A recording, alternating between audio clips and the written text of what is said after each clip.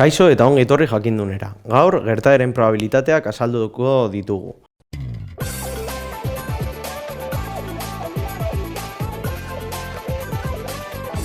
Gertaeren probabilitatea modu honetan adierazten da. Vale? Probabilitatea gertaera batena horrela adierazten da. Bai? Eta esan nahi du gertaera hori gertatzeko ze konfiantza mailarekin gertatuko den edo ez. Bai? Horretarako adierazten dugu gure balioa zerotik baterako balioen artean. Bai? Non zerora hurbiltzen diren zenbakiak probabilitate txikiagoa izango dute gertatzeko, eta batera hurbiltzen diren zenbakiak probabilitatea handiagoa izango duten. Bai? Probabilitate hauek propietate batzuk dituzte, bai? Eta orain ikusiko ditugu. Lehenengo propietatea. Ezinezko gertaeretan.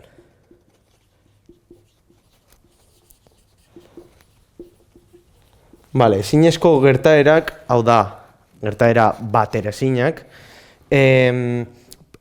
probabilitatea 0 izango da, vale? Ezinezkoa delako ateratzea.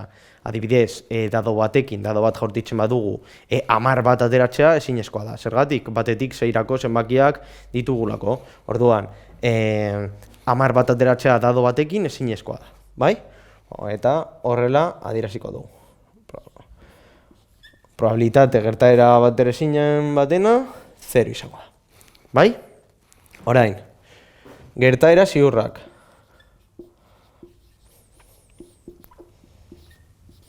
Vale, gertaera ziurrak, hau da, zer dira gertaera ziurrak? Ziur gertatuko diren gertaerak, adibidez, dado bat jaurtitzen badugu, batetik 6-rako zenbaki bat aterako dugu, ziur. Orduan, nik esaten badut, dado honetatik batetik 6-rako zenbaki bat aterako dut. Hori, gertaera ziur bat izango da. Ondorioz, ze probabilitate izango du? Bateko probabilitate. Bai? Hau da, beti beteko da. Bai? Bat esango dugu dela, 100% probabilitatea, hau da, ziur gertatuko dela. Vale, ezinezko gertaerak, ziurrak diren gertaerak, eta gero beste gertaera guztiak. Esan dugun moduan, bai? Gertaeren probabilitateak esan dugu sartuko ditugula 0tik baterako zenbakien artean. Orduan, beste gertaera baten probabilitatea egongo da 0tik baterako parametroen artean hor sartuta. Bai? Beste propietate bat esaten digu oinarrizko gertaera guztien batuketa bat emango digula. Bai? Demagun.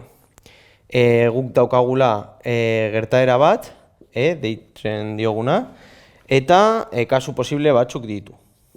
Bai? Ez dakigu zein bat, baina jarriko dugu horrela. Bat, bita, arte. Bai? Orduan, esaten digu, kasu honetan, eren probabilitatea izango da oinarrizko gertaera bakoitzaren probabilitateen gehitura. Eta hori bat izango dela. Bai? Hau da, eren probabilitatea kasu honetan izango da hau guztien batura. Bai? Hau da, isa baten probabilitatea, gehi, isa biren probabilitatea, gehi, isakaren probabilitatea. Bai? Eta guztiak hartzen badidute, lagin espazioko gertaera guztiak hartzen badute, bat izango dira. Bai? Guztiak hartzen badugu. Adibidez, esaten badugu, hau gure lagin espazioa dela dado baten jaurtitzen dugun lagin espazioa, zeintzuk dira gure oinarrizko gertaerak. Bat ateratzea, bi ateratzea, 3 ateratzea, 4 ateratzea, 5 ateratzea, 6 ateratzea. Orduan, batetik 6-rako gertaeren probabilitatea zein izango da, bat ateratzearen probabilitatea, gehi 2 ateratzen probabilitatea, 3 ateratzearen probabilitatea, 4 ateratzearen probabilitatea, gehi 5 ateratzearen probabilitatea, gehi 6 ateratzearen probabilitatea. Bai? Eta horiek guztiak zenbat izango dira? Bat. Bai? Beti aterako dugulako, batetik 6-rako zenbaki bat. Bai? Beste propietate bat, esango dugu dela, gertaera baten probabilitatea bere kasu guztien probabilitateen batur izango dela. Bai, demagun. S-ren probabilitatea eta demagun S betetzen dela. S, gure S gertaera, gertatuko da A bat, A2 eta A3 kasuetan. Bai? Orduan, zein izango da S-ren probabilitatea? S-ren probabilitatea izango da A baten probabilitatea gehi A2-ren probabilitatea gehi A3-ren probabilitatea. Bai? Hori izango litzateke S-ren probabilitatea. Bai? Kasu posibleen probabilitateen batuketa. Eta azkenengo probabilitatea esango dugu dela aurkakoaren probabilitatea. Aurkakoa. Zer gertatzen da aurkakoarekin?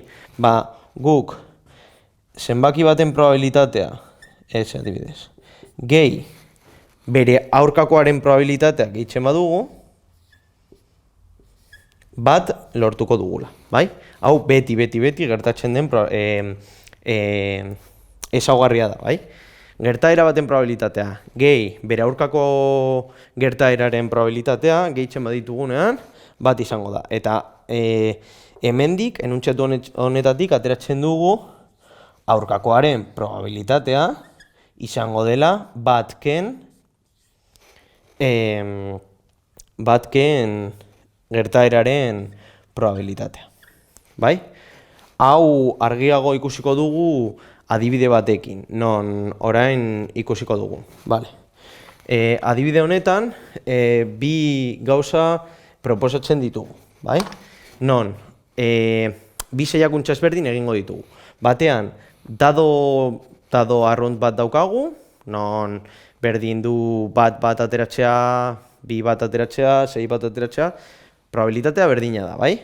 Orduan, daukagu dado zuzena, adieraziko duguna, horrela. Non,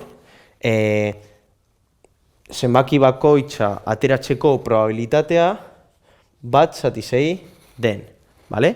6 kasu posible ditugu, batetik 6ra, eta zenbaki bakoitzak probabilitate bakarra dauka, bai? Ez direlako errepikatzen dadoko zenbakiak, bale? Baina gero, dado trukatu bat daukagu, dado trukatua, horrela adieraziko dugu, eta bat ateratzen badugu, bat ateratzeko probabilitatea 0,2 izango da. Bi ateratzeko probabilitatea 0,3 izango da. Hiru ateratzeko probabilitatea 0,15 izango da. Lau ateratzeko probabilitatea 0,15 izango da bai. Bost ateratzeko probabilitatea 0,1 izango da, eta 6 ateratzeko probabilitatea 0,1 izango da. Bai? Orduan, esaten diguten kalkulatzeko zenbaki haiek ematen digute gertaera bat, kasu honetan A, dela, zenbaki bakoitia.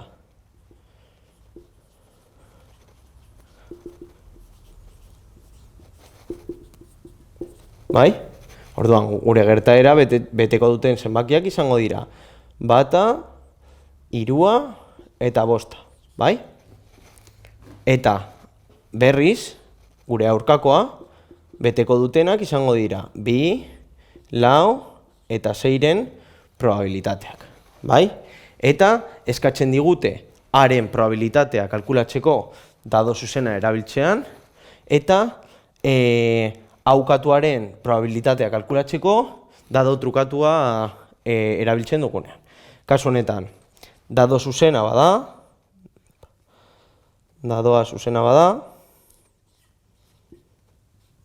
bai?